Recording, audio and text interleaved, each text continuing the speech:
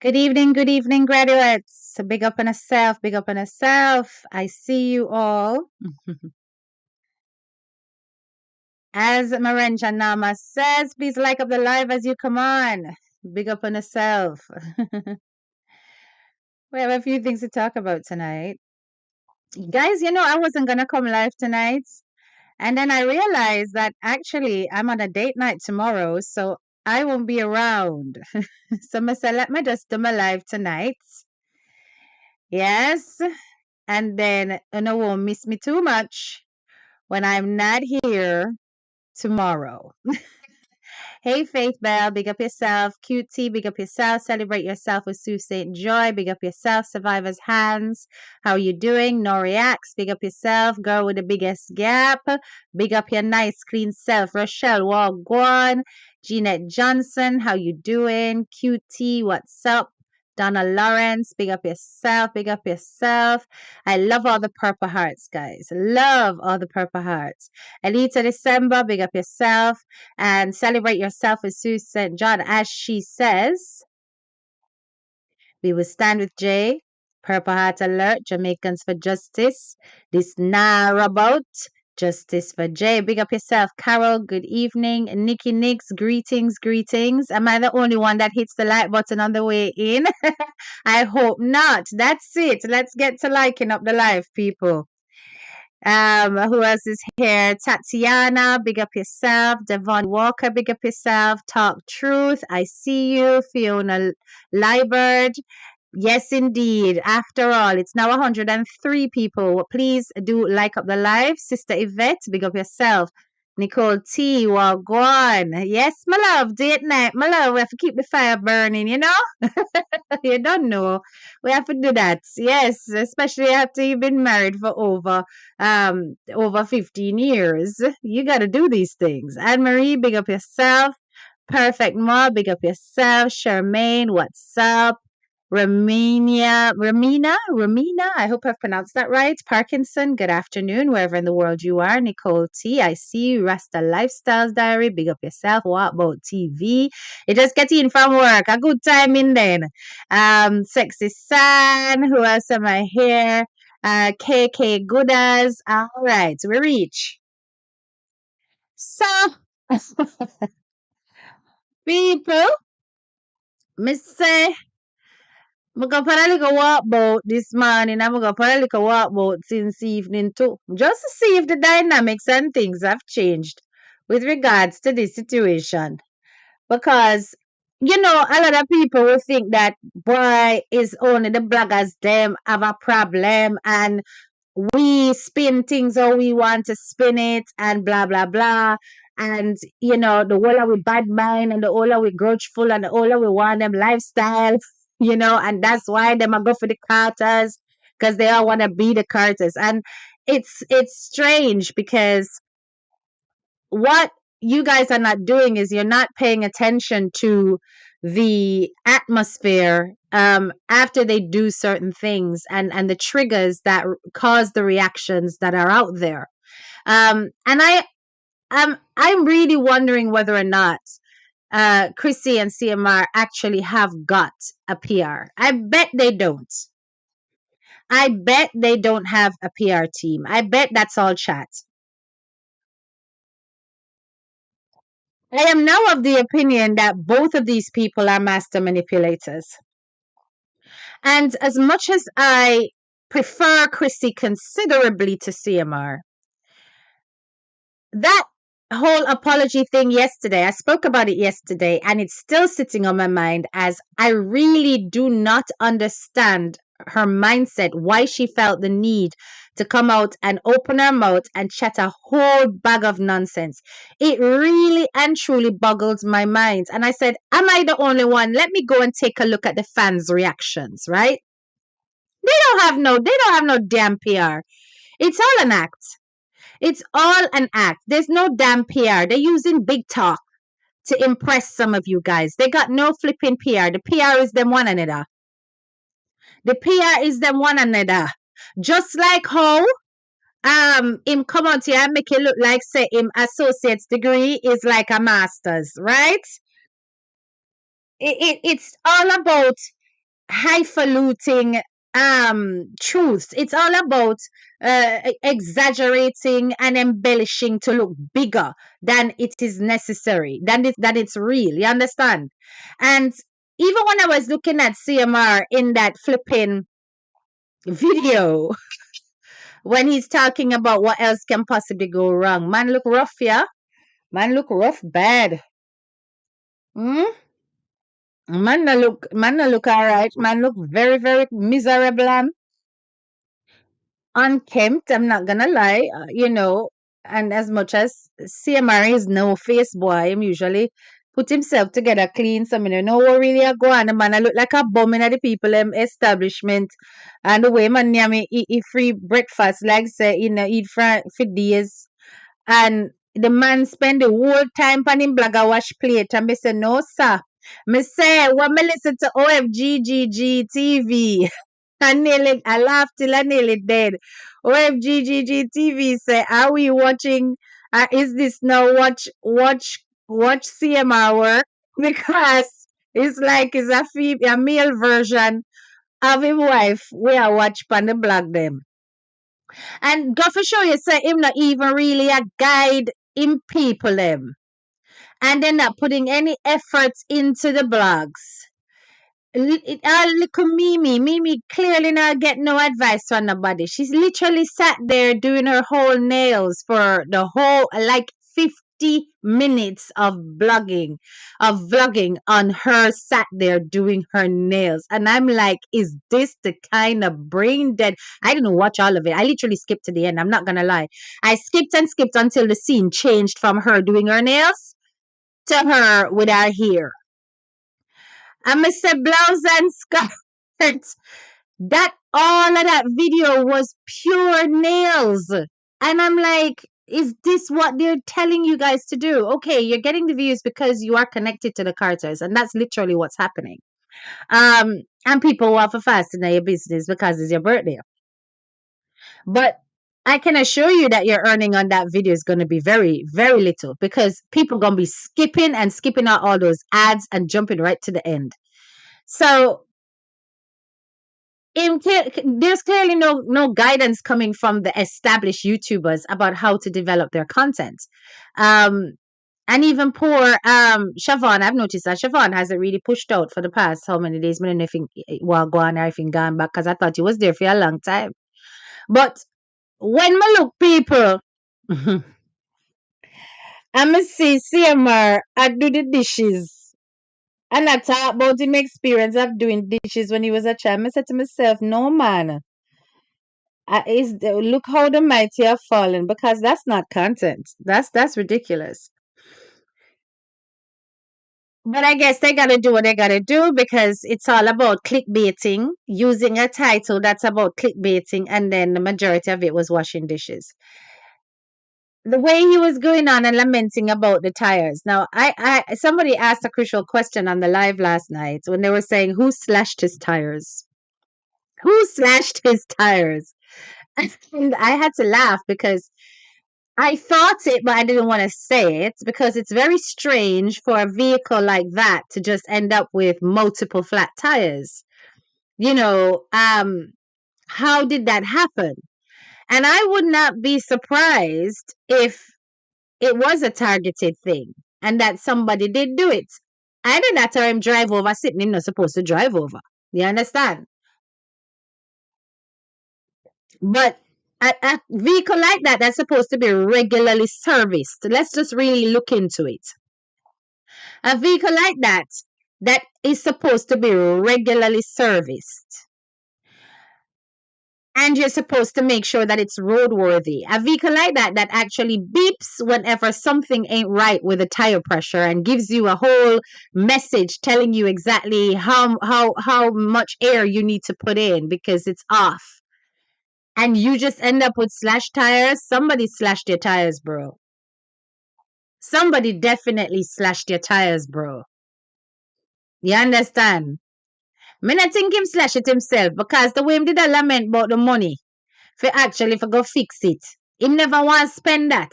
You understand? He never wanted to spend that. So I don't think that he slashed his own tires. I think somebody slashed his tires. Now I got a question.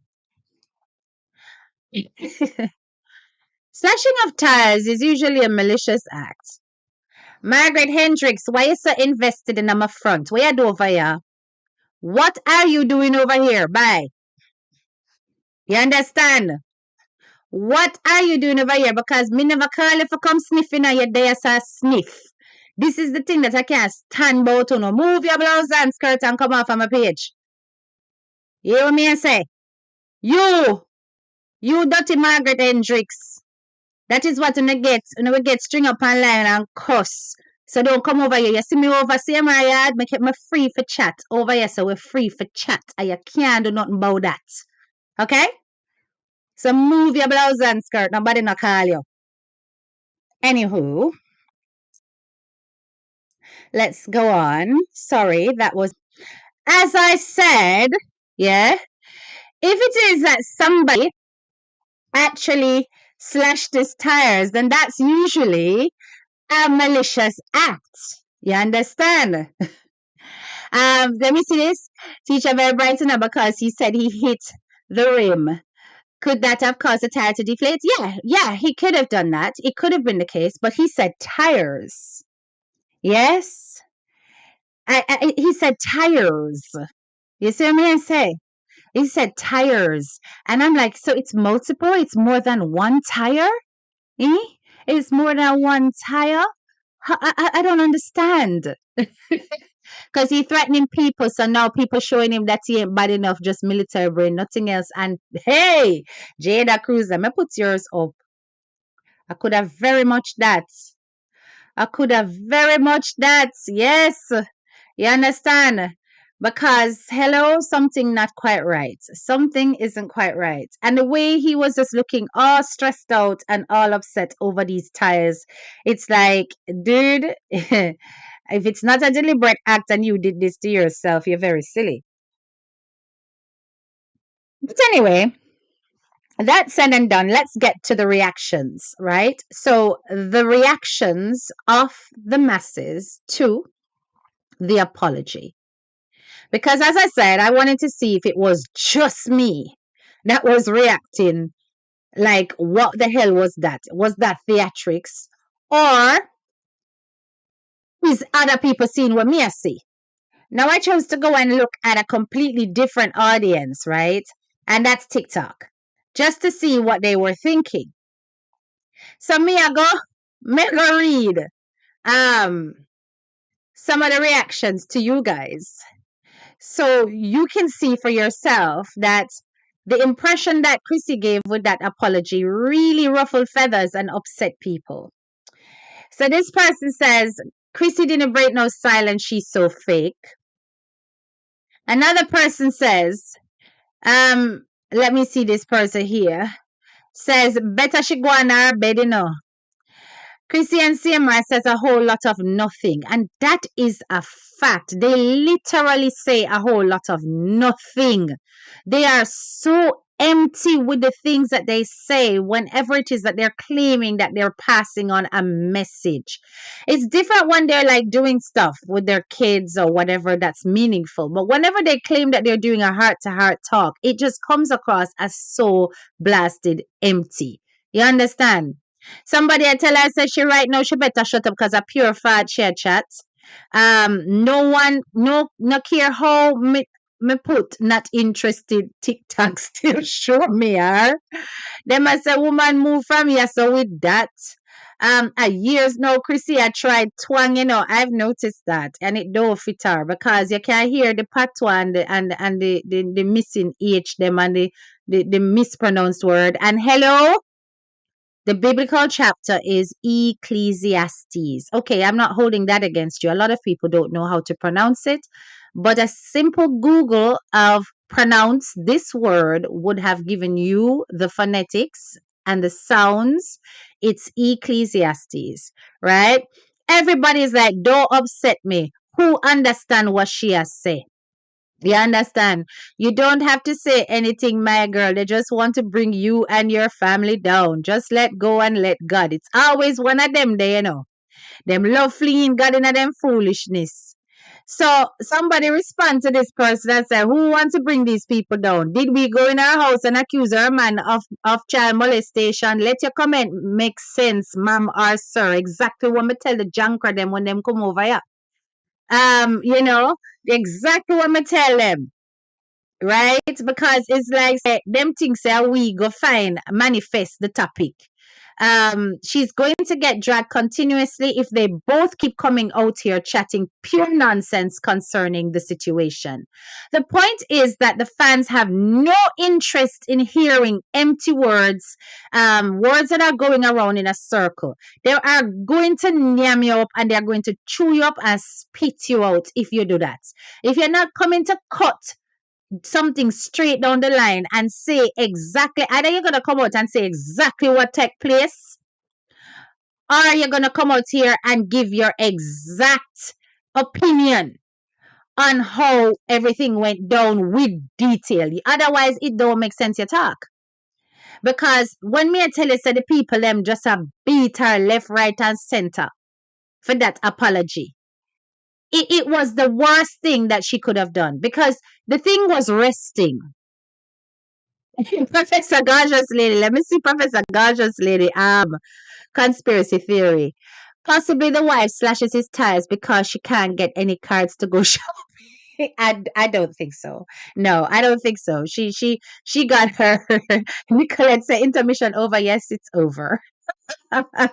You understand? The front and rear passenger side tire, both of them. You see? Exactly. Right? Yeah. Look here, no man. What is it? I sure get frightened now. Like two or three tires slashed. You see what I'm saying, Lala? Them definitely do that. So anyway, as I saying, people don't want to hear that stupid apology, and that was over on TikTok. I also went on Facebook to look at the comments. So I went on Mixie Diva's page. If you guys haven't followed Mixie Diva, you can follow Mixie Diva. She get all of your little daily dose of mix up.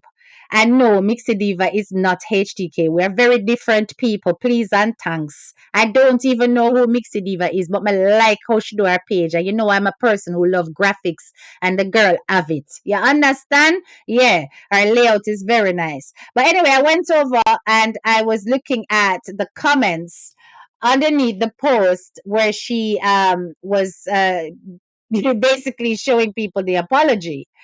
And I'm gonna read some of the comments there, right? What is she saying? That's the one when they're at the top. What is she saying?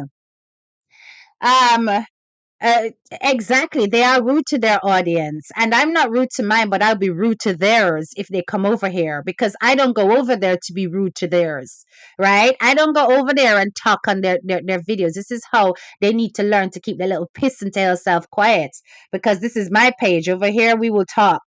Anyway, so this person said, you never dreamed of facing nothing like this, but you're still with your unfaithful and untrustworthy husband, though. Make it make sense.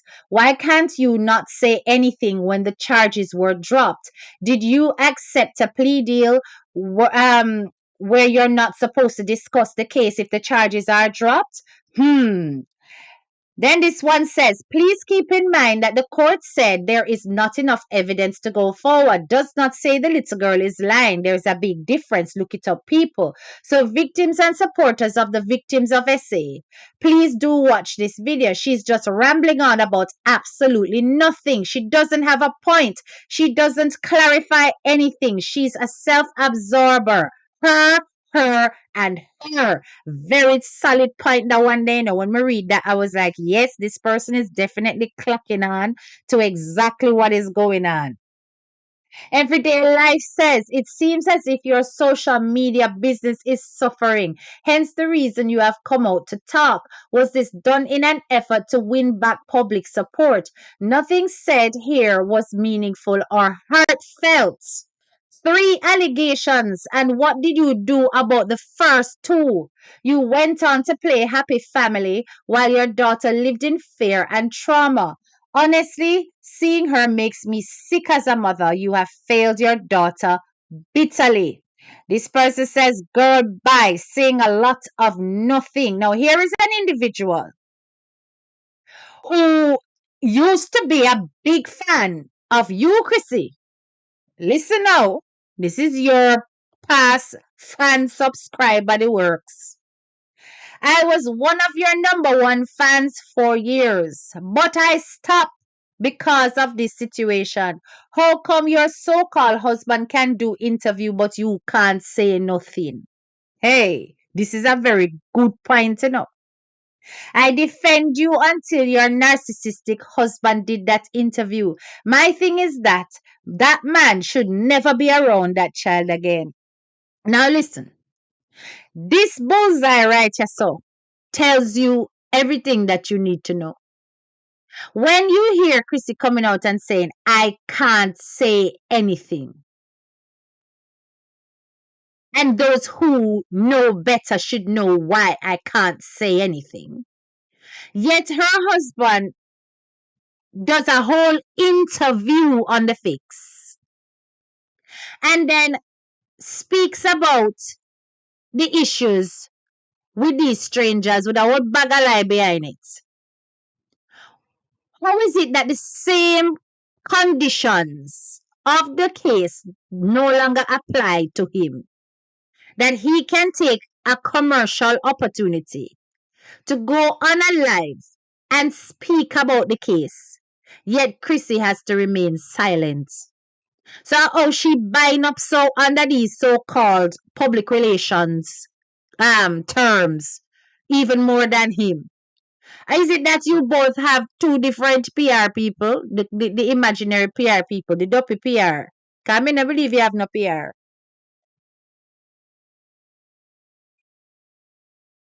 I don't believe you have any PR. You understand? And when you put out that AI written letter, just like how you put out that AI written dedication and nice words to your daughter,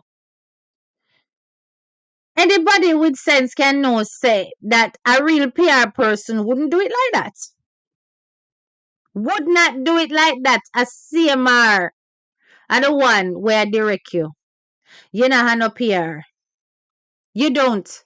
Because for one thing, if you had a PR agent or company or whatever, why would you not share who they are? Why would you keep that so under wraps? What is the secret? Lots of people big up their marketing team. You've never bigged up yours.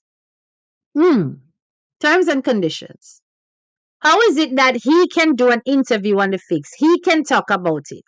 He can make reference to you as his wife.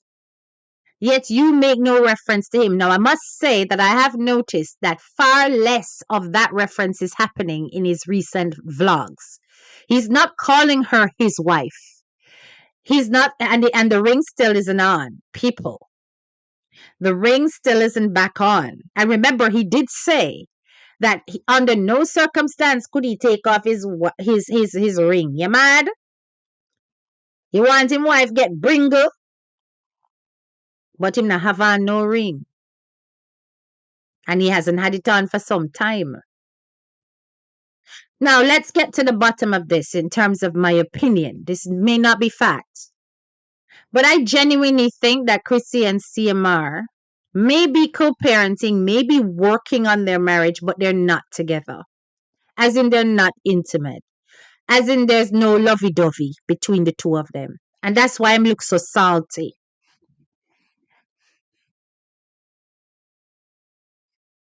Yep. And that's why I'm look so salty. You understand? I don't know why I get that impression, but I just do based on him. Because you see when him feels him have her, you see when CMR feels him have Chrissy when him need for have her, him a walk up and down like one cockerel. And I beat up him chest. And I like yeah, I still got that. I still got it. You understand? There's pep in his step. Me think them a smash, and if them a smash, and a good smash. If them a smash, she probably a give to him dead. Me not lie. Passion isn't there. Passion is not there at all. You understand? Because as much as them a do the most for try to hide, say them still in each other's company, which is obvious. And we picked that up from we saw him doing certain things, and then by the time you look in our FR blog, the certain things that we might do connect to that. So it's obvious he's still doing stuff for her, running errands for her, whatever, whatever, and they're still communicating and whatever. But I do not believe that they are into no intimacy. He look unkept. Yeah, he does, like he no longer cares about his appearance. Him just look rough. Jada said, ayaw, man know say Jada 8, 9, and 10, you know, Christiano. Me, Jada 8, 9, and 10, you know, my girl. I want you to understand that Jada 8, 9, and 10, you know. So any comment when we read where Jada say, just know say it now go pretty and we cannot control her because over here we graduates them have our own mind. You understand? So Jada say, Chrissy, love PEDO, husband. Nothing else matters to her, not even Jay. Oh my gosh. You don't think so? I don't really think so. Chrissy can't do without it. Like prostitution types. No, sir. Remember, she did do one blog where she said that she had a freaky one. Maybe. Me no know. Me no know, my love. But him don't look like a man that is getting, him just look miserable and grumpy and up in his feelings all the time. But anyway, that's a for their married business. All I'm saying is that the apology has rubbed the public in the wrong direction. It's rubbed them in the wrong way. It's made people look at you as though you are just like him, in that you are creating a facade in order to throw people off. And that whole plea for pity, oh, please just don't judge me, is now going to make people judge you. Because if there's nothing to judge you about, your conscience should be absolutely free. And you should be just continuing to focus on your household and your kids. But instead, your conscience is being pricked by the things that are being said out here against particularly CMR. Because when I look around the internet, because I just went and did a whole search and I said, nah man, maybe people have beat down Chrissy women see. It's evident on TikTok. Yeah, TikTok, them drag you left, right, and center. I'm not gonna lie. Facebook, I don't really see it that much, but sincere apology, it's there a lot. When I go on YouTube, it is not that many channels. There's one or two, but they're very small. Who are cussing Chrissy. The majority of them are focused on your husband. So why are you feeling so much pain? This is the part I don't understand. Why are you feeling so much pain? Eh? He's gonna crash out soon. Yep. Let me put this here because I was gonna get to that next point. Yep. She left me confused. Lala says, I noted in Chrissy's comments that she spoke a lot of nothing, and it would have been better that she did not bother, that her outer makeup appearance was speaking louder than her discussion of facade. Thank you so much. That's exactly what I said yesterday, that it's a whole damn mask. That it's a whole mask. You put on a mask in order to distract people by your perfect appearance when you're giving an emotional talk. Let me tell you something. When you are give your raw soul to people, when you're bearing your soul to people, you don't want to flipping makeup in your way, and you don't care if your hair tan good or not. And if the nose not start run when you're ball, you know business because it genuine. Like when me see Mimi did upset, that did genuine when she said, why would not beat me down so as a young single mother? Well, not single, but she on her own at the moment. And I'm just like, look at even the difference in the emotions between both females, one of much more experience and maturity than the other. And the emotional intelligence was more present with the younger person than it was with Chrissy. I am not going to lie. I was more swayed by what Mimi was saying than Chrissy. You notice when I came out, I was like, "Gonna leave Mimi alone. Leave them. Even leave Siobhan alone. Let them try and survive and do them thing. Because them can't help who them related to. And they only did what family does. They may have acted prematurely, but they only did what family does. So it is obvious to me, Chrissy, that your conscience is bothering you. And that leads me to the question, why is your conscience bothering you? What are you hiding? What are you hiding that is eating you apart? Because I'm not going to say you did not show emotion in that video, you know. Emotion was there. But it was being twisted into an emotion for pity and sympathy. When really and truly, Chrissy, me I go tell you straight up what me read, when me see what you did a do. I saw guilt. I saw guilt. That is what I saw. I didn't see a victim of circumstance, which is what you were trying to give the impression of. I didn't see a woman who was struggling to be the best that she can be and getting beat down unjustly because nobody except the very minority, which you could have ignored, I beat you. Every single one of us will come out here, we have a larger or medium sized platform, are the ones who are saying that you should be the one to take on the mantle of ensuring that the children are stable and happy and that your daughter heals from this experience. So when you come from and put yourself forward as though you are being persecuted by who and where and why and how? Why are you taking on the blame of your partner? This is what me not understand. Something in you is shifting because your conscience ride you.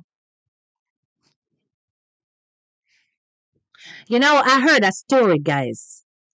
I'm gonna repeat it because I heard this story, and I'm gonna keep the person anonymous. The person came in my inbox, claimed to be in the company of the Carters. Listen, this is not verified, but I'm just gonna repeat what I heard, and we're gonna explore it and play devil's advocate, okay? Listen. So, the person coming on my inbox, people, and said that they're a friend of the Carters, or at least they're in there, not a friend, but you know, them in a them circle, them know them. And that the husband, I tell people say, the whole thing is a setup that him and the wife fall out, and the wife build a story and tell the daughter for go to school and tell lie on him as vengeance. Da da dee, da da da, da da dee, da da da. Me say, when me see that, me say, really? Now, based on what this person is telling me, you know, people, as somebody, we're in them circle, but the person who share the information is very close. Very, very close. I mean, I say it, I mean, I say nothing else. And let me say, I haven't verified, I haven't proven, I haven't justified or investigated, but just based on the link alone. So anyway, me just park that and I say, okay, I heard you. I'm gonna park it. But it's when you as a blogger you get information and you put it to the back of your head, but you don't let it go. You understand? I'm gonna say to myself, so what if I true? What if I true? And this one really just wanted to get rid of this man and do this. I mean, just play devil's advocate, people. Trust and believe, I'm playing devil's advocate, I'm not saying I believe it. I don't. I don't. For the record. But I am playing devil's advocate here. Then she would have been so wicked for have the world a crucify the man so for something we not do. She would have been so cruel. And what could he have done that would be so bad that you would push your daughter out there for tell that kind of lie and to be under that kind of we would have call it microscope. That don't make no sense to me. So I didn't believe it, guys. I didn't believe it. All right. Because really and truly, we know that this guy lies. He's a very pathological liar. We have seen evidence of him being a pathological liar. And it is possible that whatever it is that he would have passed on to people could just be a red herring to throw people off the scent and to abscond from blame. You understand? But remember that I said it first on here. Keep it in the back of your head. File it. Yes? Because one day pressure go bust pipe now. Una have to come out here come talk what really go on. Una have to come out here. Come talk what really go on. You understand? Exactly. This right here, so. That should have been her out. But you see, she even if she did do that and behave like a Jezebel and do that to CMR, she probably realized how difficult it is to manage the four pitney them and that she still can't do it without him involvement. So, all of them something they probably reach her. But let me tell you something. What I do not understand is why it is that Chrissy is feeling so persecuted. This is the part I do not get. Because the internet has clearly swayed away from Chrissy, but here comes Chrissy running like a bull in a china shop to present herself in the bullseye. And I do not know why she's chosen to do that at this time when the thing was settling down. It did a dead down, lady. Sister, we all did a talk about a whole heap of other subject. You were not the topic. But it coming like say you have to make yourself the topic because you realize that actually benefits you financially. Because when we start kick up a stink boy, when you fly on again, everybody are gonna say, I wonder if she are gonna say nothing because me hear HTK say two things over there and I wonder if my vex, and then they're gonna run over to you. Then you guys are gonna be able to use your clickbait and up your views. You understand? So it really made me wonder what the hell that was all about. And it was about theatrics. If it's one thing your PR person is doing, is they're keeping the suspense. And the suspense is bringing you income. It's bringing you income. And you are doing that at the risk of how people perceive your marriage, your husband, and in some cases, the way you have handled the situation with your child. Now, to me, no finance is worth that when it comes to my child. To hell with the husband if he's guilty. But why would you sit silently and not come out when people start to say that your child is a liar? Unless you also believe that she did lie or you knew that she lied. You understand? And then, if such be the case, why then is your husband not allowed to go back into the house? Why is he living outside of the property? Hmm? Hmm? So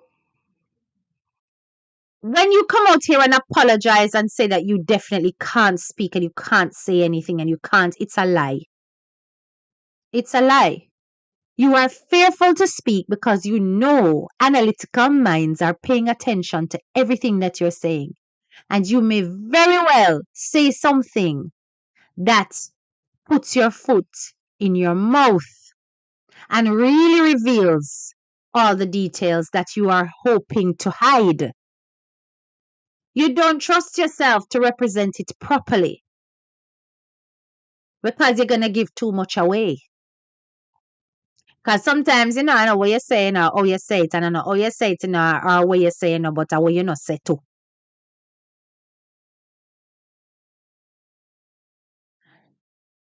Um, said Jada, have a link with them, with the fix, and they won't know it's me asking, but I can get somebody to ask. Chrissy was prepping for her daughter to. Hey, me not read the one they love. Me just have put it on the screen. God forbid I reject that. No sir, Nicolette, that one they too extreme. Me not believe that. Me not believe that. Oh God, no man, that one is too harsh. Right? That one is too harsh. Let me see what this comment is saying. She knows that she's not too bright. She's afraid. Yeah, yeah. That's why she need a PR or an attorney. Yeah, I mean, that would be cruel and harsh punishments. Did the investigator said he is not to go there? That's what the police said. The police said it was passed on to CPS, and CPS said that, not the police. CPS said that, right? So I don't know. I don't know why it is that she can't speak. She can't speak because if she speaks, she's gonna condemn her husband even more. Um, and she feels she has some obligation to him. I don't see how or why she feels she has that. Obviously, maybe because of her, the fact that he was the one who brought her to America and essentially gave her the ability and the platform and everything in order to grow and to rise. And she's still indebted to him because of that. But it's a pretty serious thing. So I'm gonna see if I can find something that somebody sent me. It was such a special video. Hold on a minute. Um, and it's the perspective of a woman who had gone through exactly what Chrissy went through. Hold on one second. I'm gonna try and find it, my lovelies. Hold on, I've got it on here. Hold on. I gotta go back, because this person sends me a lot of stuff. Okay, here it is. This one. Okay. All right. I want you guys to listen to this, okay? And listen to what goes through the mind of a woman who has this kind of partner. Okay? Child molester. They absolutely destroyed Hold on, let me start it over. The life of a child molester. They absolutely destroyed my life at the time. But here's what I learned. They're not the monsters you're looking for. No, I'm not defending them at all. I'm saying they don't seem evil, they don't seem suspicious, honestly, they just seem normal.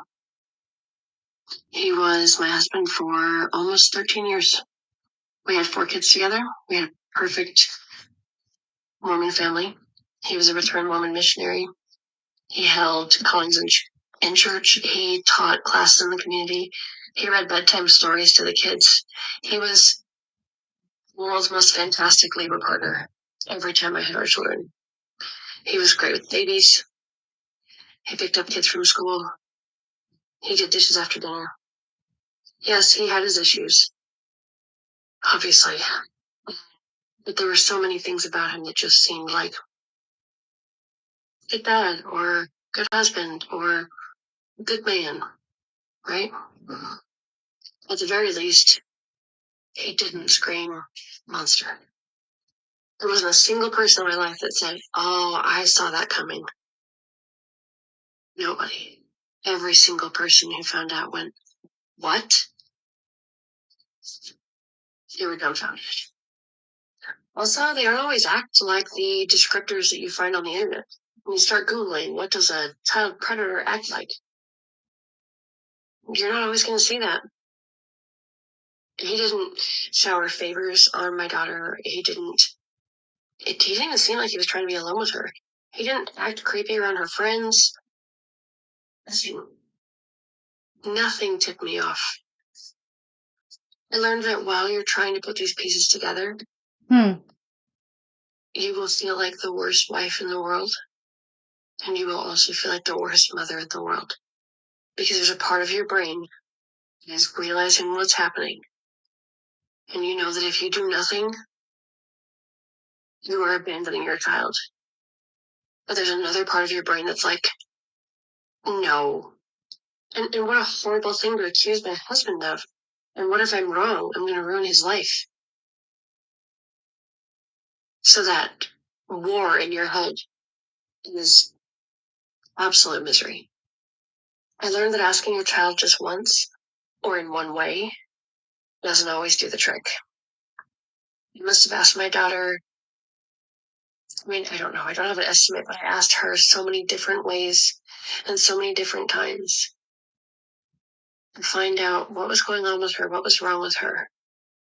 And she didn't answer until I asked the right question for her, which may not be the right question for your child. For her, it was, do you have a secret? And that got her talking. But plenty of other questions did not get her talking at all. I learned that law enforcement and DCFS is not as scary as I had been led to believe. Now, I realize that my case is not going to be like everybody's, and that I can't guarantee that it's going to be this way, but I went into that interview after I reported the abuse shaking and quite sure I was going to lose my kids because of this. Because after all, it happened in my home, under my nose. So I thought for sure I would at least be shredded by them, if not have my kids taken. And I will tell you the exact opposite happened because I was there to end it. That's it. They were compassionate. They were helpful. They were protective. They told me I was a good mother and I was doing the right thing. And I did not expect that. And the guilt that you face,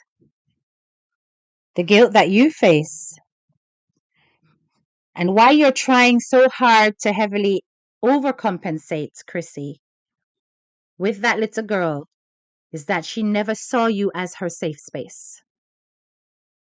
She never saw you as her safe space. She had to take that all the way to school to tell a counselor and to invest in somebody who is a stranger. One of the deepest, darkest secrets a little girl can have. And that's the guilt that I saw in your apology. Because you should have been the best friend as well as the mother that she could go to and tell anything. When you look at the scriptures that you guys are going through in your Bible studies, it's interesting how you use Janae to take the lead all the time and that you never take the lead as the mother of the household, the guiding spirit, the one who is supposed to be the nurturer, the one who is supposed to hold the spiritual enrichment for your household. You've literally turned your teenage daughter into that role, which I find, while it's refreshing to see Janae come out of her shell and talk, and it's beautiful to see the exchanges, I do find it strange how you sit back and sit silently and just chirp up occasionally. And the topics, I wonder if they are pre planned. I wonder if you lead Jay into choosing exactly what scripture she's supposed to read so you can continue to pass on your subliminal messages to the public. Because that in itself is manipulative of the word of God. It is. And if you are using the scriptures in order to address your own emotional pains and your gripes with either social media or the situation, that's one thing. The other thing is that a lot of the scriptures that you choose focus on forgiveness, acceptance, and you are allowing that little girl to become indoctrinated in a way that leads to submission, in a way that leads to her not wanting to speak out because she's being taught to turn the other cheek and forgive those who harm her.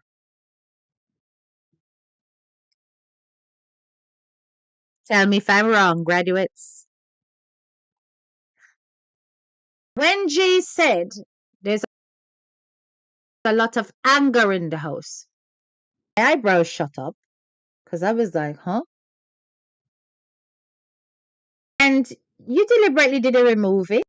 You could have edited that out, didn't? You just kind of, it took you aback when it happened. And then you had to rally back and say, you know what? Speak the truth, speak it ever. Just, let it all out. Because it did take you by surprise when she said that.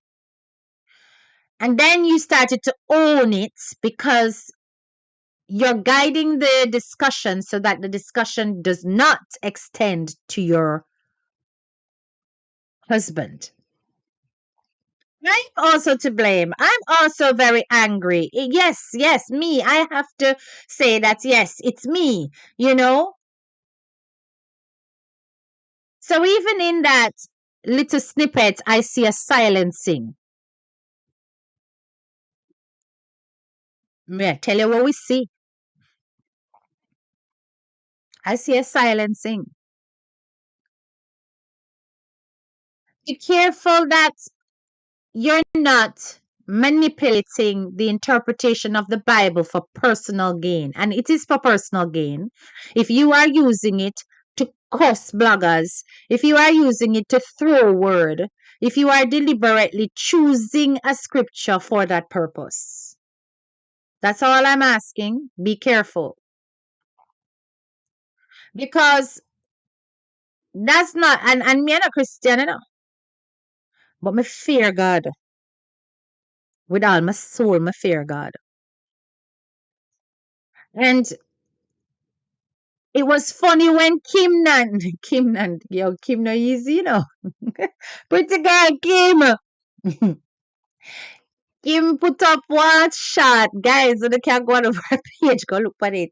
And you know how she starts off the blog with the the Jeremiah or whatever, plan is to prosper you and not to harm you and all of that.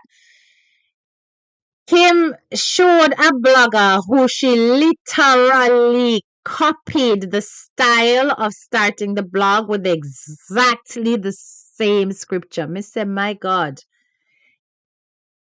It was honor. It was clear. It's a mimicking and a mockery of the whole thing because when I tell you that it was literally the same as how this girl started her blog and the same scripture, same kind of style with the typing out and everything. And I was like, that is so fake. Because you haven't even chosen something, like say you chose a different scripture that was more relevant to you, or you switch it up every week to say that you're innovating on the idea. Because everybody innovates on existing ideas. There's no new idea. There's just bare innovations. And nothing wrong with that. But to literally repeat it word for word like that, my girl, Oh no, go on over Kim page. Look on her shot. It dead. I don't even know if it's still there, but it was there. How fraudulent is that? And then you come into really deep, heartfelt subject, and the whole of your face literally can't move the amount of makeup the panny. And you have to pat the eye them under the eyebrow and the eyelash and do all of the most like a porcelain doll that's broken. It never real, my girl. I'm sorry. It wasn't real. I bet you they come out with your freckles them and your hairline where I try come back and just talk from your heart.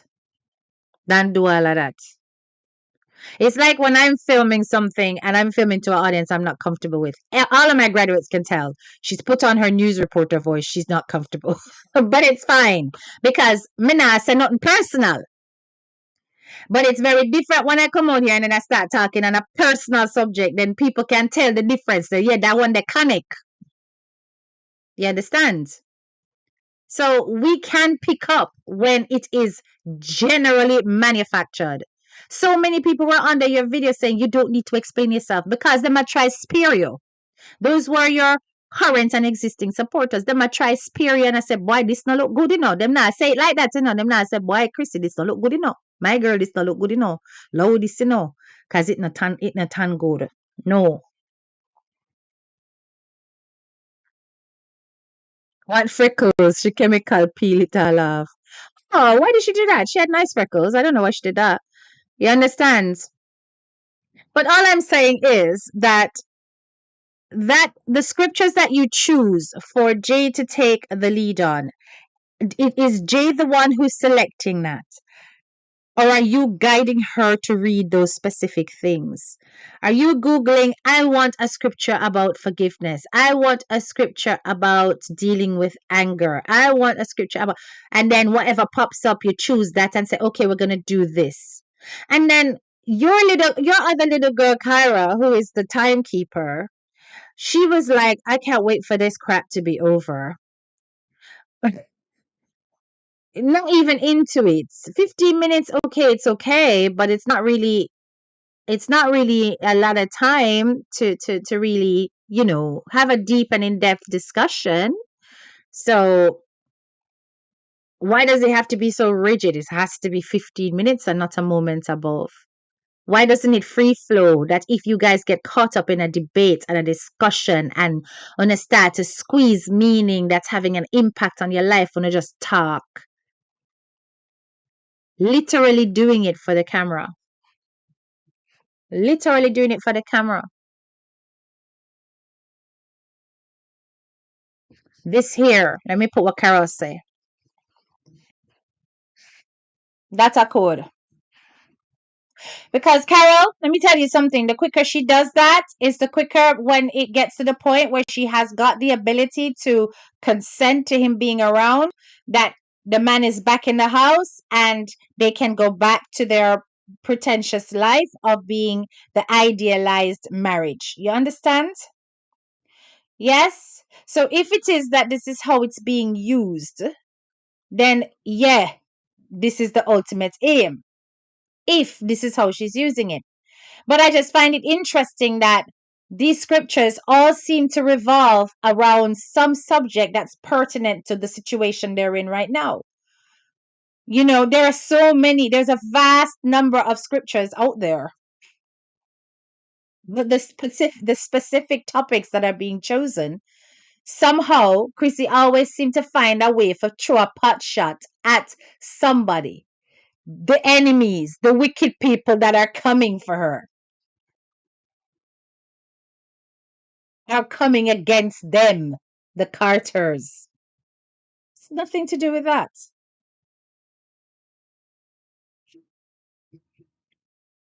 This right here, which is why the little ones are so disengaged. How about giving them um scriptures about obedience, but also scriptures about you know, how parents should be towards their children and how children should be toward their parents. Huh? That might open up a can of worms, though. So you got to be careful, I guess. But I'm just saying, it just seems calculated and manipulative, and it seems as though you are genuinely trying to lead Jay down a path of thought, down a thought process that will make her more subdued, more understanding, more forgiving, to the point where she will not rebel, to the point where she will not raise alarms because of this forgiveness thing. And there's so many things about standing up for oneself in the Bible and when it's appropriate to do so. It's like you're dumbing down her spirit of rebellion. And I don't know if that's necessarily a good thing, because that spirit of rebellion, while it needs to be tempered, to remove it altogether removes her fight for life, right? And I'm just one questioning the style and the focus topics that you seem to be doing it repeatedly. Because if it was a one off or I wouldn't even say anything. But I'm saying it's becoming a habit. Let me see this. He's controlling all the money and buying expensive stuff, SJ says. While Chrissy, who is working, wears t-shirts. Huh? What? I may not even know. I may not even know, my love, at this point. You know? And yeah, more suppressed. That's right. That's right. I agree with that. Big up yourself, Linda G. Bless. I see you. Yes. So somebody, I give some advice, Chrissy. Read that. If you're over here, come on, and say you're over here. 9 times out of 10, you are over here. So yeah, go and read Daniel 10 and Isaiah 58 on fasting. Yeah, go read them. Go read them there. You understand? And it kind of brings us to the next point, really, that I'm gonna discuss, which is about how parents react to children when it comes to disciplining, and how we have to discipline in a way that allows our children to not see fear, but to see guidance. It's so important, because it's better for somebody to love you and respect you than for them to fear you, because when somebody fears you, then they will not feel comfortable, confident enough to approach you when things go wrong or if they've made a mistake. Um, Now, I noticed that one of the things that was in that police report was the fact that she didn't want that man to get in trouble because he's a good man. That in itself shows the dichotomy that she's in, because of the impression that is being given about this man by her mother and their social media lifestyle, that this man is now the best version of himself. And often I've looked at the older videos when Chrissy is disciplining, and even recent videos, and I see a very distinct difference. Because once upon a time, it would be a lot more kind of shouting after, and a lot stricter in the response. Yeah, and even how she still is like this. She not touchy with the kids at all. I did see one nice hug and stuff like that, but she's not like a mom that cuddles, if that makes sense. The way, even when you see the little baby jump all over her dad, and the way she hugs him, you could tell that she gets the affection from her dad. And that's not a healthy thing, because mothers need to know how to nurture their daughters and hug them and tell them I love you, um not just throw things at them. No, and I don't want you guys to take me the wrong way. There's nothing wrong with spoiling your kids financially if you can afford it, and they're good kids and they deserve it. Why not? But there has to be a time when you embrace your children, hug them, give them a kiss. Their first touch shouldn't come from of intimacy, shouldn't come from a stranger. It must come from you, so they understand the difference between good touch, bad touch, right? And you're not that kind of mother at all. The danger of that is that your girls are going to yearn for that kind of affection and may end up seeking it in the wrong places. I'm just saying, right? And the way you are with them when you discipline and what can be a bit brash, can be a bit harsh. But since this whole scenario, your way of coping with things is to laugh it off. You may discipline slightly and say, put that down. No, no, no. Go sit in the naughty corner, stand over there, and them don't stay, because that's particularly the baby. She don't listen. Um, and laugh off things and say you're there and whatever, right? Which is no discipline at all. Um, and it seems like the person who has stepped in the role of saying, stop that, put that down, don't do that, is Jay. Because even in the discussion where the kids were talking about anger, right? It was Jay that they more or less referred to as the disciplinarian.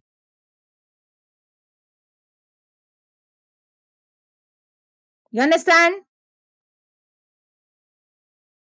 And like, so they would be afraid to come to you for certain things, but they don't really mind getting it from Jay because that's their sister. She may shout at them and then she'll feel bad afterwards, but it's still better to deal with Jay than to deal with you. I've got that impression. Like when you were telling that little baby to come upstairs because she did downstairs, I do sitting. When you did do your makeup or your hair or one of them.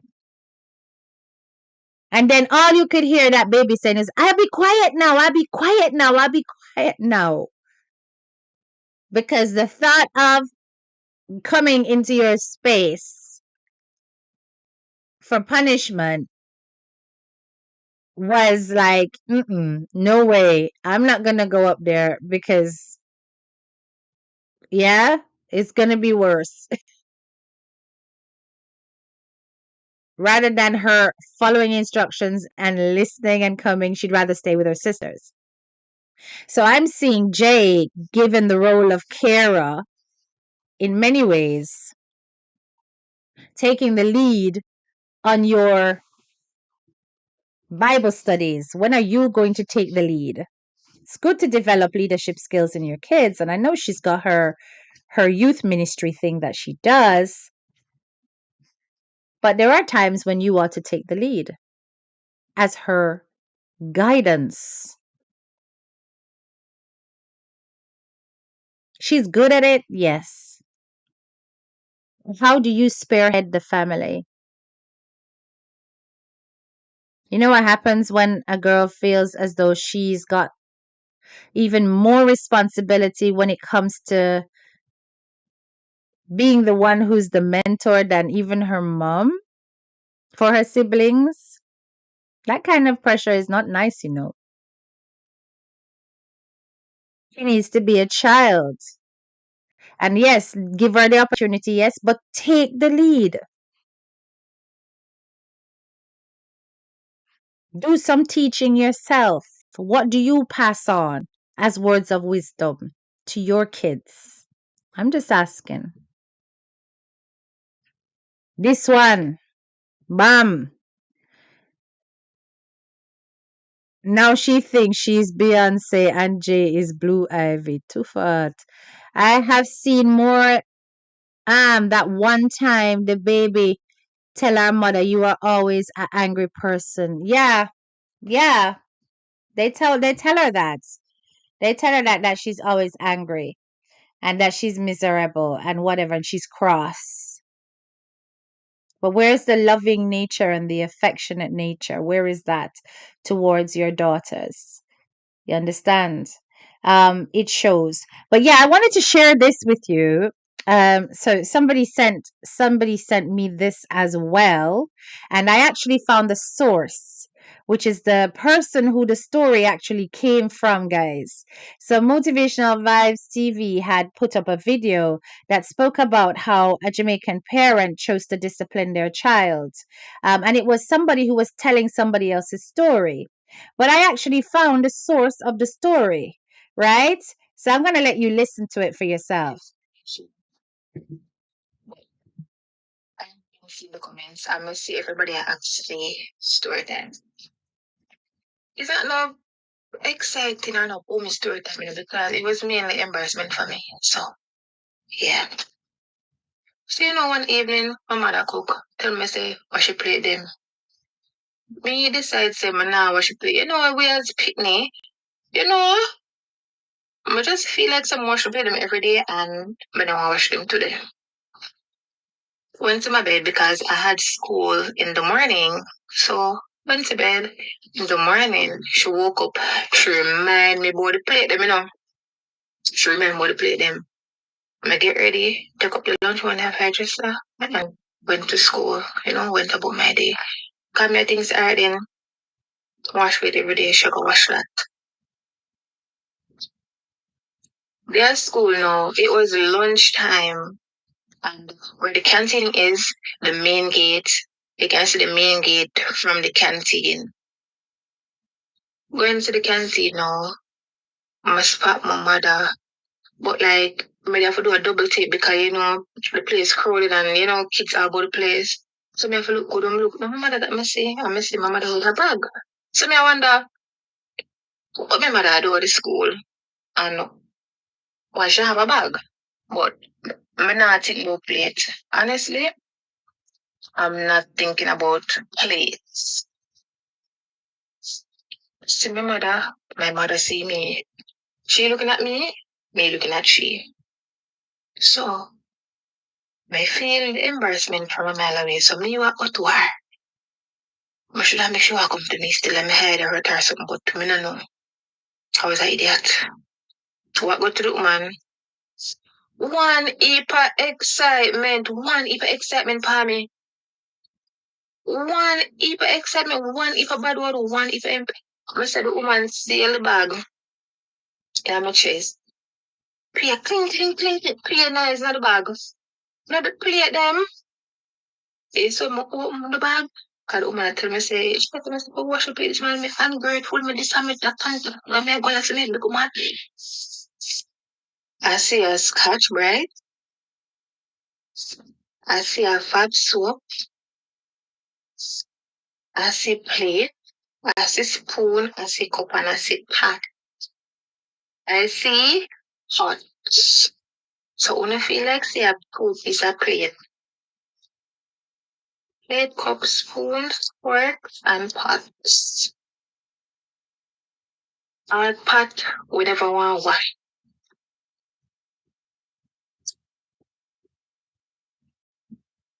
Guys, like, start off again.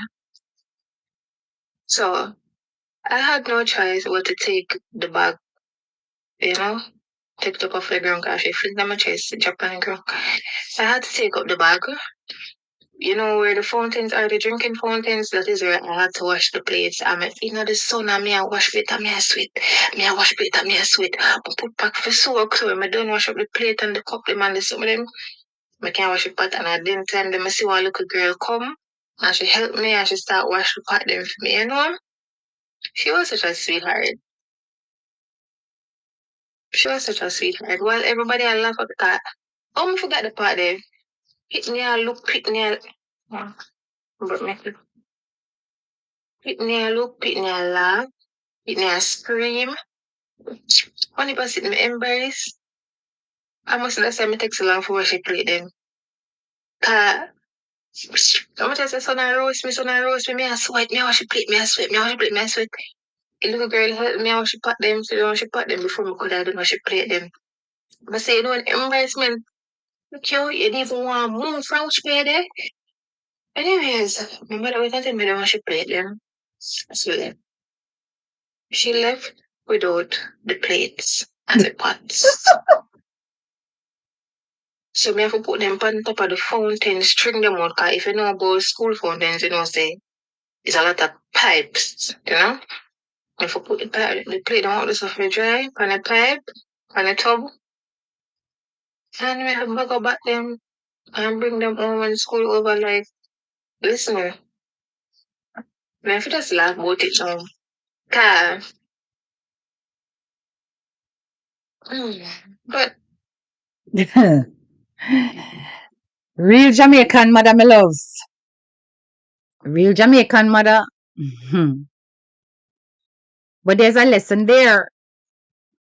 Now, as much as, okay, she did tell the child, wash the plates the night before, them never wash. Wash them before I got school, them never wash. Me can understand the frustration and the annoyance. But many times it's not the situation, it's more about how we react to it.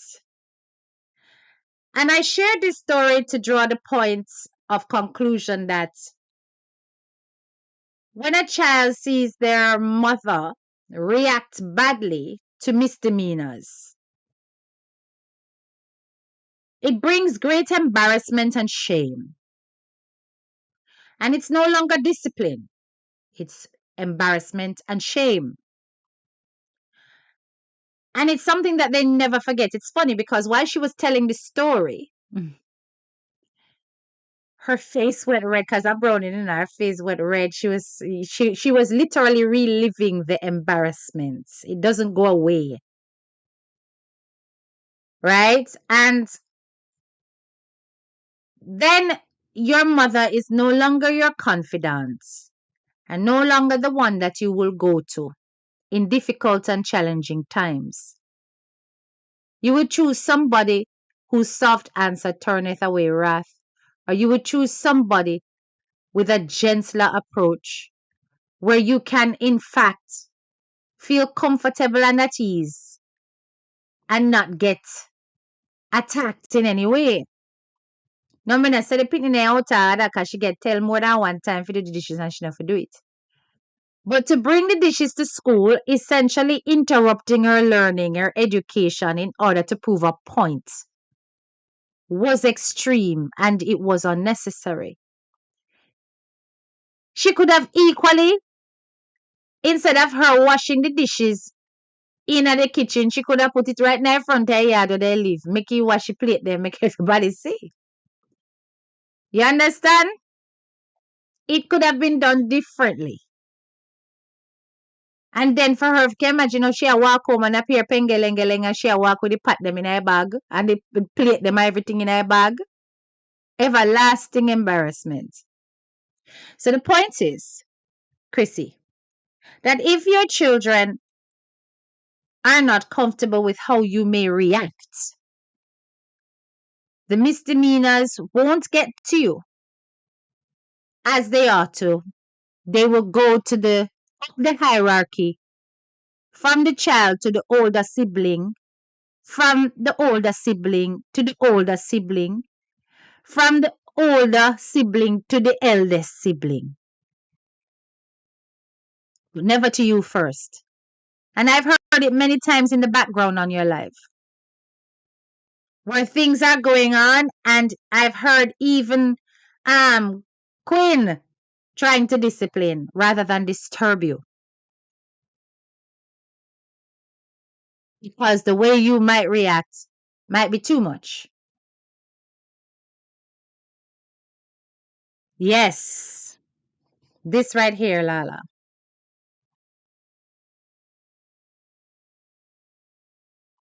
Yes, and Angel, a lot of our mothers are not very affectionate. And we do end up getting that affection from other people.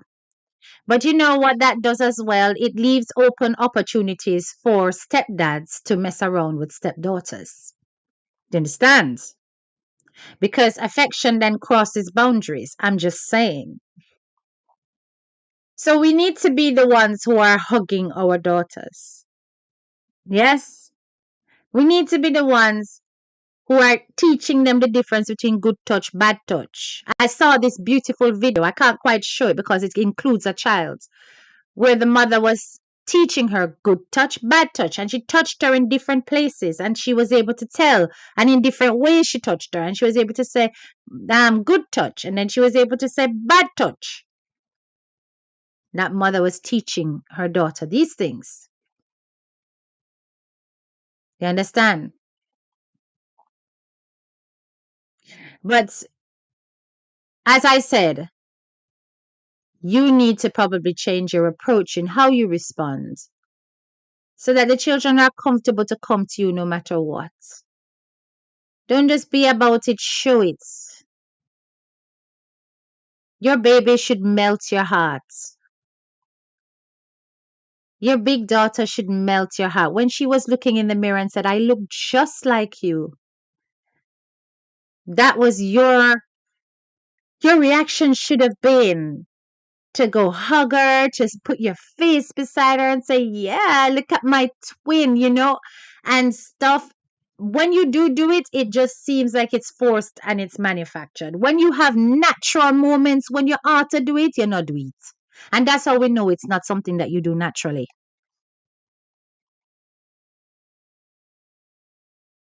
You don't do it naturally at all.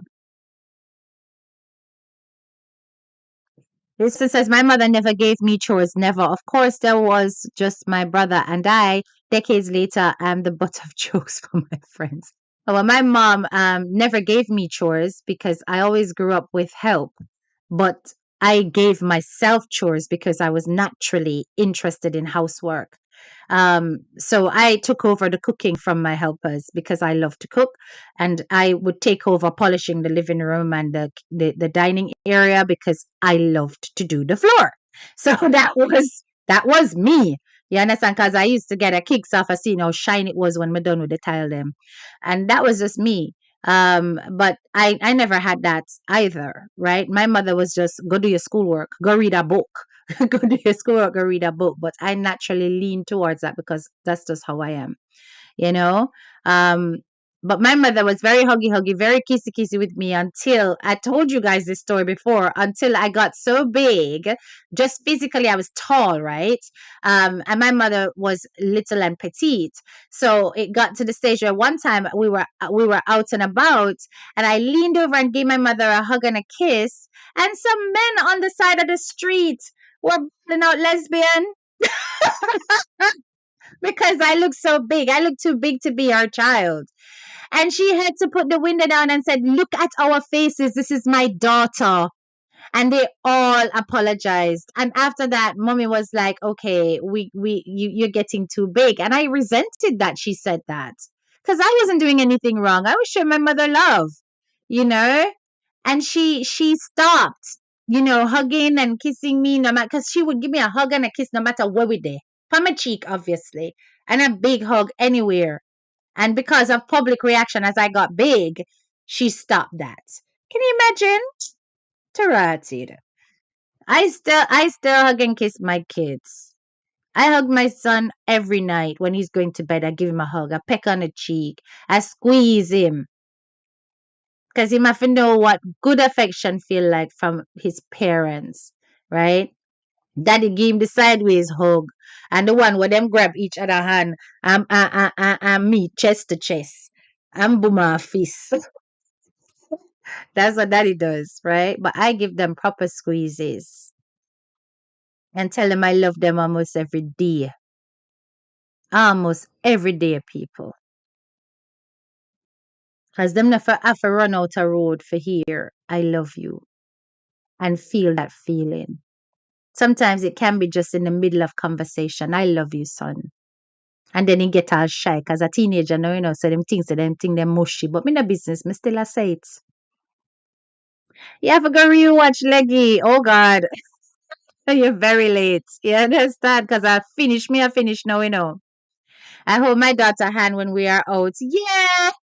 My mother and I used to do that until then start ball out lesbian my loves. No, no. I can laugh about it now, but it was such an insult to me because I was showing my mother love, and these people, these strangers with their judgmental mouths said that. So let me see this comment here. Lala says, honestly, people, I see trauma in Chrissy, which has caused her to become numb to affection. There is a soul glitch within her.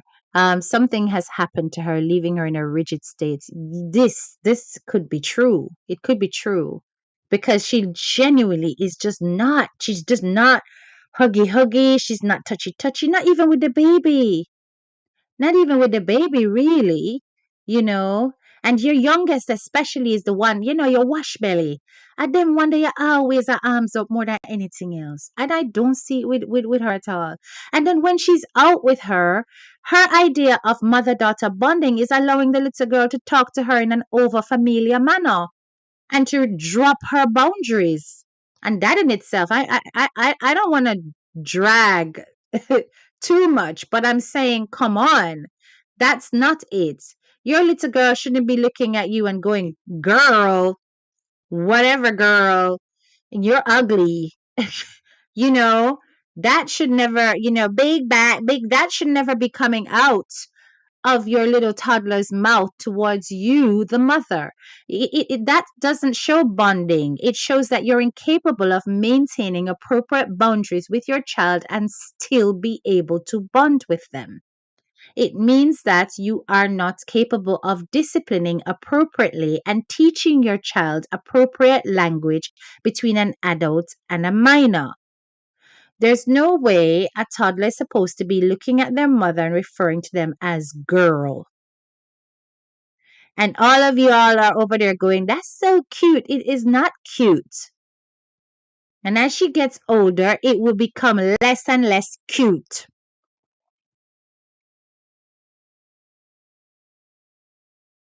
But even not even when her mom comes from Jamaica, she doesn't hug her. Well, there you go. So that's probably the source of it.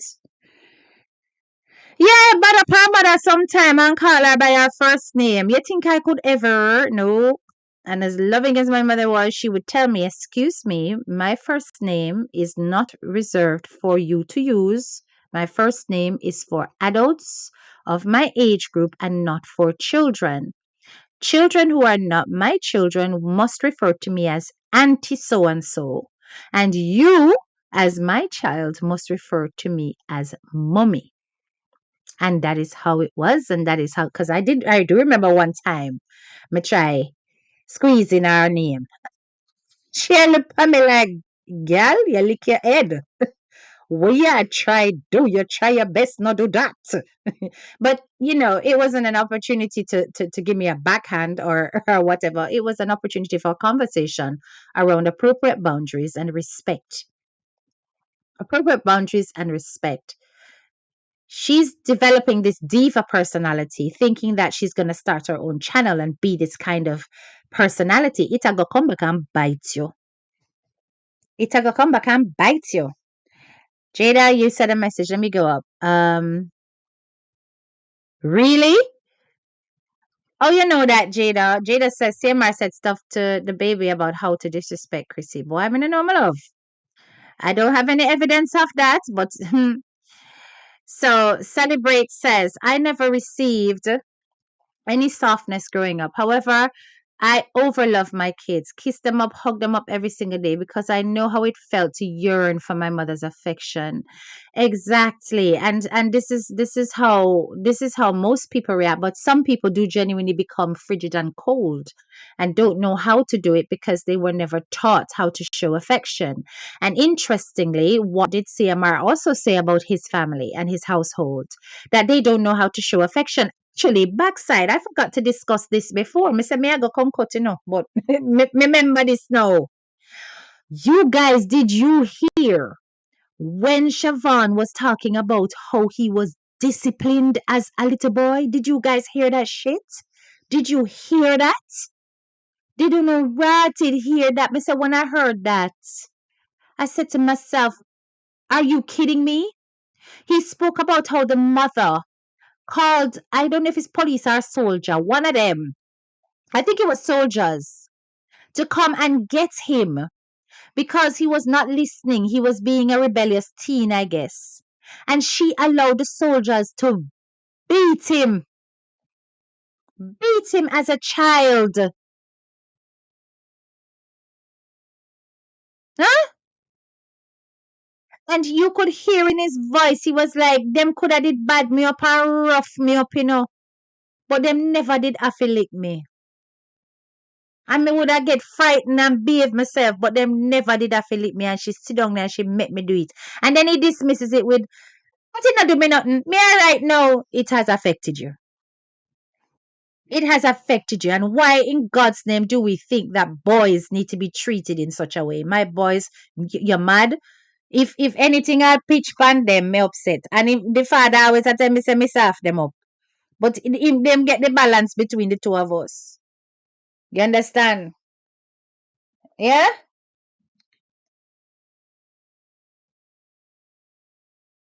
How you think OC got info on CMR going to, huh? Me no know, my love. Yes, it's there, Angel. Angel, go and look at it. He spoke about it. He spoke about how um it was alive actually. He spoke about how his mother did that to him and he couldn't believe say his mother would have make soldiers actually beat him like that because he was a rebellious teen because he wouldn't listen and in the bad. And yes, I agree. Okay, because we all know about the approach to disciplining. What them call it, something like boot camp. You know, the boot camp approach. But boot camp or not, you don't need to physically touch the child. It's usually about the art of intimidation and then the art of rebuilding and praising when you see discipline kicking in. Because some children are just that damn difficult. It's like I put up a video where a girl had gone into, I must say, halfway through a crossroad in the Devil Loves. And he meet one boy. And he meet the boy and a one piece of tongue out in the place.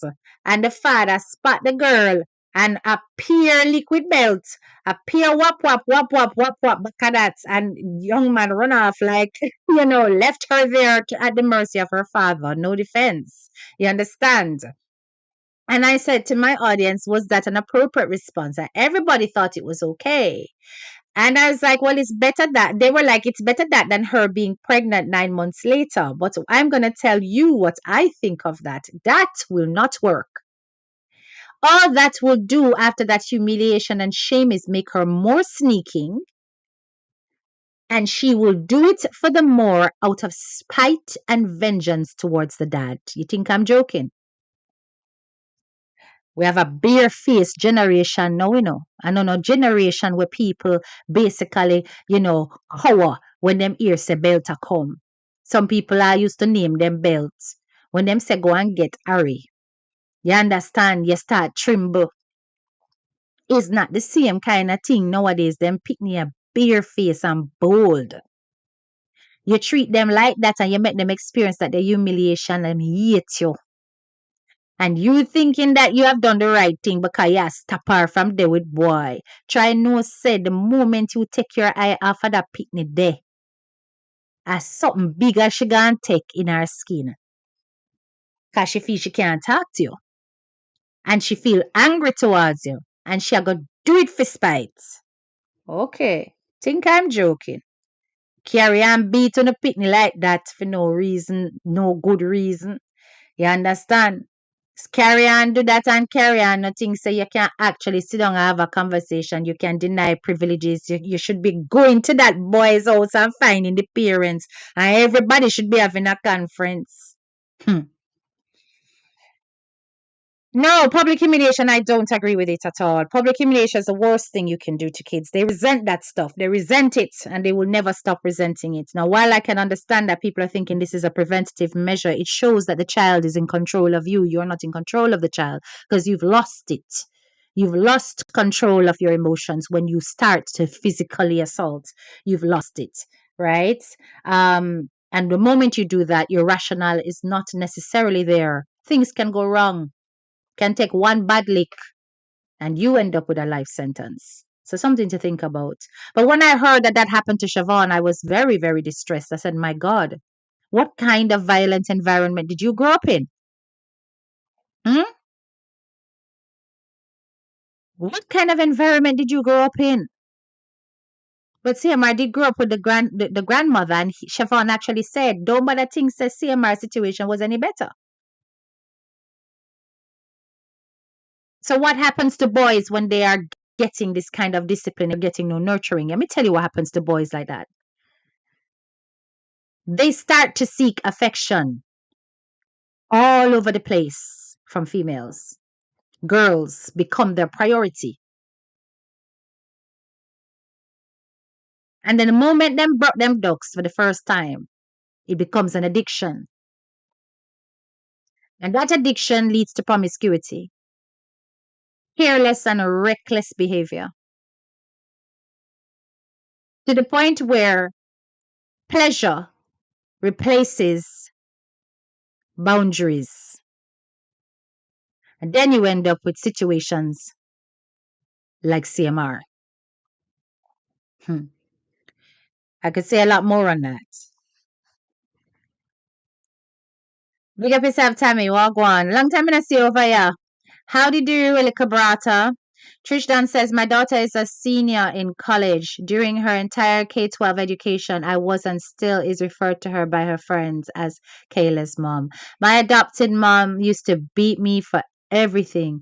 I forgave her, but resent her up to today. You have to. It's not going to turn out any other way.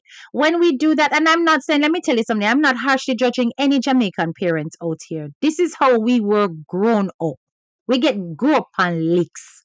And oftentimes we repeat the same pattern and we do it to our kids. But if you notice, a lot of us will do it to the first and then we stop and we realize, say, the first resent it so much we don't want that resentment again. But you do have those that do not learn and they consistently repeat the same mistake.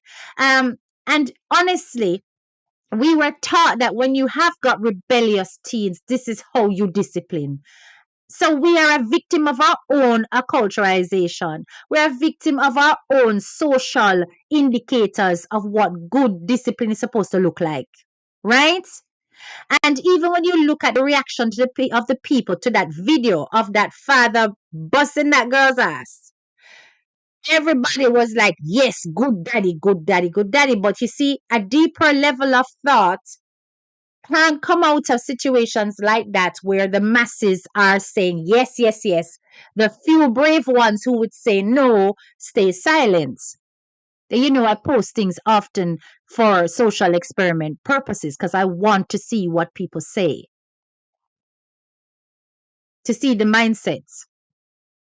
And when this happens, you know, we have this cycle of abusive relationships with our children when it comes to discipline. We end up creating a trauma bond. Many times, if you have a situation where the father is disciplining daughters, as in putting them hand on them, and then turning around and going, you know, I love you, that's why I beat you. These same girls will grow up and expect that from men. Let me tell you a story. One time, people, me used to go up a papi as a little girl to get me hair braided. My mother used to carry me up, they could get me hair braided. One lady did that up there and she specialized in braiding hair. I used to sit down there and you know, it was exciting for me as a uptown girl. Me there in the garrison. You understand? And me I get to see the things them because I want tenement yard, you know. And some women I know, oh, my mother did some blouse and skirt brave with me, but you see, because she knows that my mouth no giant church, and if anybody trouble me, I go ball out and talk. She did that. But anyway, she leave me there from morning till night. When me sit down there, so now all of the ghetto story them, me I hear them. It's a wonder why I love ghetto people so much. But all of the ghetto story them, me I hear them people. And then sweet me, you see, me I hear everybody business panelian. But one thing that stood out was one time the hairdresser friend come and the woman was upset with her man. So she a go left him. She a say, what, why, you know, what him do? And she a said, that man they no love me. Why you say him no love you? Imagine, like she a say, imagine she confront the man about something Like she a confront him, same have next gal, or she a confront him, say sitting. And she a confront him in a very aggressive way. So she a break it down, or she tell him some bad word and re. And the man just look on her and shake his head and ignore her. And she said that man did not love me because if him did love me, he would have shot me a box. And even in my little girl head, me I look on her like that girl is sick. You understand?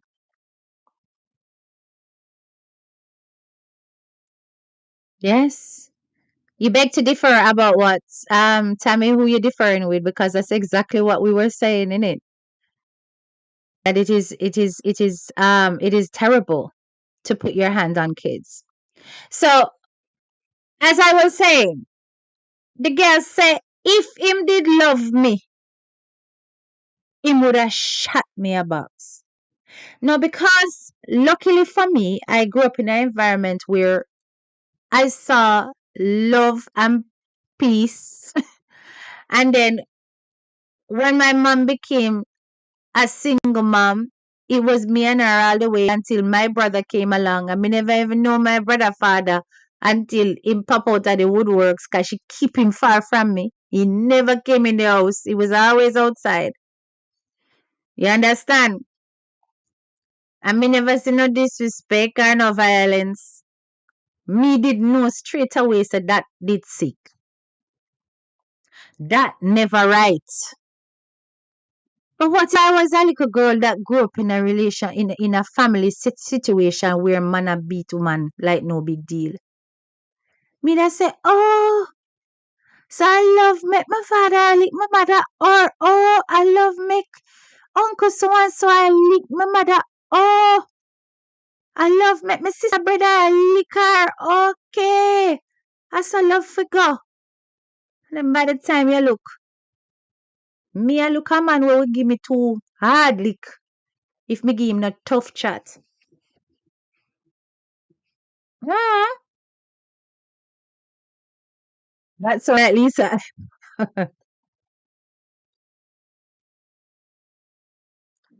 Oh, okay. I said I'm not dealing with the parents who beat his harsh. Yeah, because I am not gonna be too harsh because they do not know better. I'm trying to educate. But you can beat them though, if you want, but I'm not. I'm trying to educate them. Because I know that people are going to feel particularly guilty, but hello, we live in a culture that does not condemn the act. We do not live in a country that condemns the act. We live in a country that actually allows teachers to physically to corporal punish your child. You understand? When I used to go to primary school, Pembroke Hall, the teachers them used to take belt and beat like it was nobody's business. Now you tell me which summer, which holiday can any teacher touch my child? A war in a this. A war in a this. You understand? I remember one time I was in basic school.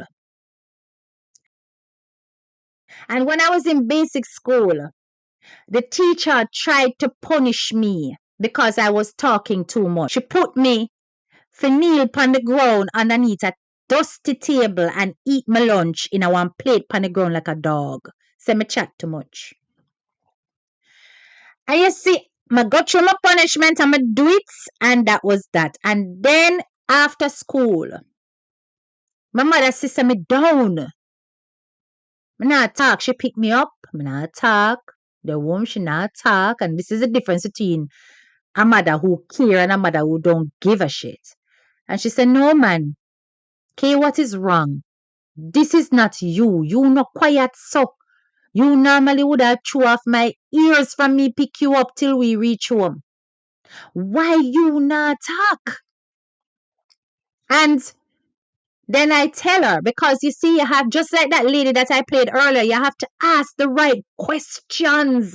When you see a change in your child, you have to ask the right questions. If you don't ask the right questions, you don't get the right answer. Because if she did just look at you and say, how are you?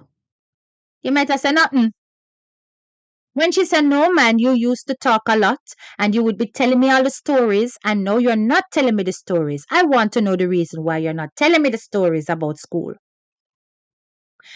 I'm going to say, people, when me tell my mother, Jesus, I will never forget this story at backside. When me tell my mother say, what? Put my child pan ground for eat like animal? Me say, yes, mommy. Me say. She said, never mind. She bathed me. She feed me.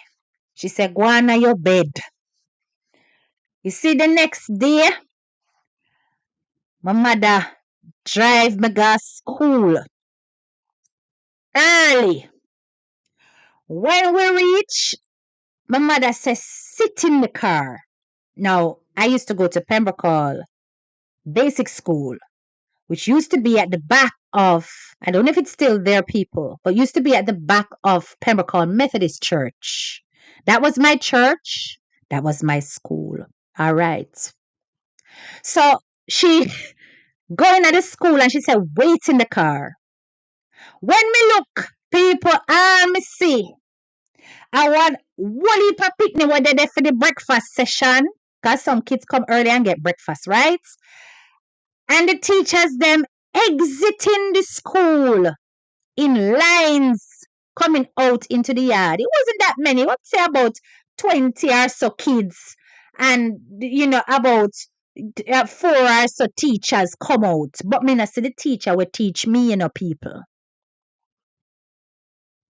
All me hear, and my mother is a lady. She no really curse. And she no really shout. But when me tell you, say, God did have to cock all of the pit in them ears because the cloth and the fabric me cussing my mother chip. My mother cuss. Me I tell you straight up. She turned over the school on its head. And the principal had to send the teacher home with immediate effect. She was fired. Never came back. Yeah, never came back. Yes.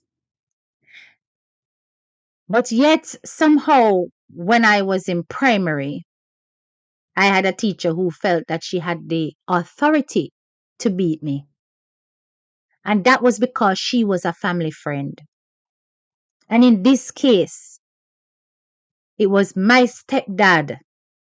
Because no, me have stepdad. No, it was my stepdad who had to come forward and let that teacher know that she better not in her life touch me ever again.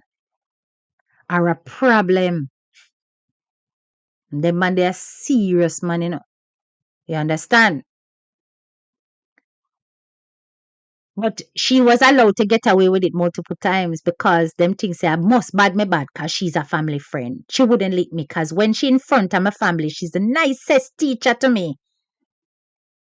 And when my family gone about them ways, she have preferential treatment to the Browning kids in the class than to me. Yeah. She in classes and she in races and she in shades. The whole I is them. Yeah? Very wicked woman, that one. But my stepfather did have to make her know straight. So as I said, in a situation or a system where such things are authorized by the government, it's allowed to offer corporal punishment, we are reinforcing exactly the same behaviors of our parents out there that it's okay to, to hit your kids. And then you're not giving any boundaries. So people then get extreme. And then when it does get extreme, then the law comes down on you without any guidance on how to actually positively discipline your child. So that's why I said I'm not going to be too harsh on those parents. Bad girl, you really expect me to chat out my business? Me not do that. Yes, but I went to Pembroke Hall. Anyway, people, Me chat to you long enough. You know, from when me I say me I go away, I'm still there. Big up and a nice clean self. Thank you so much for attending a touch of class with HTK. If you are new to my channel, please hit that subscribe button and don't forget to double click the bell to get notified whenever I go live or upload new content. Like I said, tomorrow is date night, so I will not be on, but hopefully I'll be on again on Saturday. Yes, hopefully the internet does not turn over in my absence. Big up on a nice clean self. Light up the purple hearts. We say justice for Jay. We say mother fi do better. We say stop with the fake apology because we're not business about that. If you now come out, come talk up the things, keep it to yourself and look after your children. Okay? All right. This is your girl, Head Teacher K, and I'm out.